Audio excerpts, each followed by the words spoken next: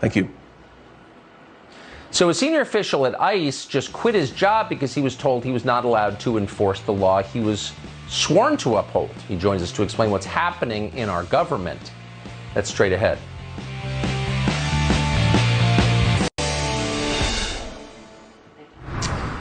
Welcome back. So Donald Trump left. Joe Biden came in office. We've been paying a lot of attention to the Biden administration, but on the left, some people are totally on board with the authoritarianism that we're now surrounded by, but others are starting to rethink whether this is a good idea. Bill Maher appears to be one of them. On Friday, he said a lot of things on his show that he would not have said a year ago. This is interesting. Watch this. We know 78% of the people who have died or went to the hospital obese. You wouldn't worry so much about a mask if you weren't part of, I just read the statistics.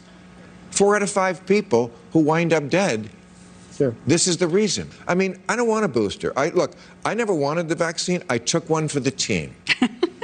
And by the way, you know who doesn't get a lot of vaccines? The millennials. I know a lot of millennials, especially the 20-year-olds. They don't want it. They don't want it. They don't think they need it. They're probably right. But I tell them, I didn't want it either. I took one for the team. But every 8 months you're going to put the in me? I don't know about that. Maybe I don't need one. I don't want a one-size-fits-all. My body may be different than your body. Notice the audience only applauds when he says, I took one for the team. They're not sure if you're allowed to say things like this, but he is saying them. What is this about exactly? Jason Whitlock has been watching. He's written a really smart new column about the end of the anti-Trump resistance and what it means. He's the host of Fearless with Jason Whitlock, which he certainly is, and we're happy to have him on tonight. Jason, thanks so much for coming on. So you've been paying closer attention than a lot of us to what's happening, broadly speaking, on the left in the Democratic Party. What do you think it is exactly? Tucker, I'm a huge Bill Maher fan, have been for a long time. I think it's clear he's been red-pilled, or the left has moved so far into insanity, he can no longer defend them. And so every week he's coming out trashing the left, trashing the insanity of the woke movement. And I think that most, and I say this in all seriousness, I think that most people that adopt this liberal philosophy and the agenda of progressives, they're doing it because they've been forced to. They don't want to be framed as racist.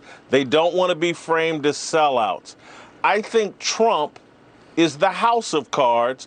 The Trump card is the house of cards the Democratic Party is standing on right now.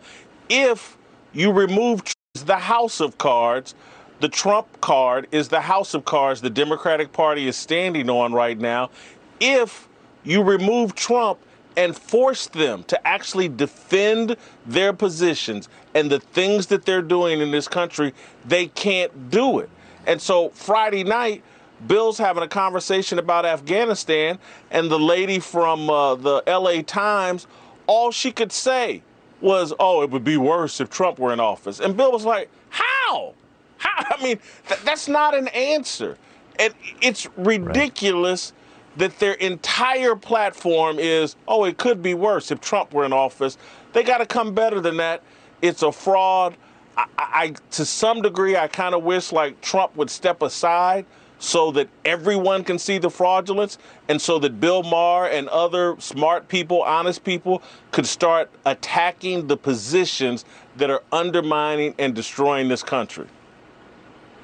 What do you think? I've always wondered this. Like, what is the actual support for the ideas? Not, do you like Trump or Biden? But, for example, do you think men can get pregnant? Or do you think some races are morally superior to other races? Like, the core idea is the Democratic Party.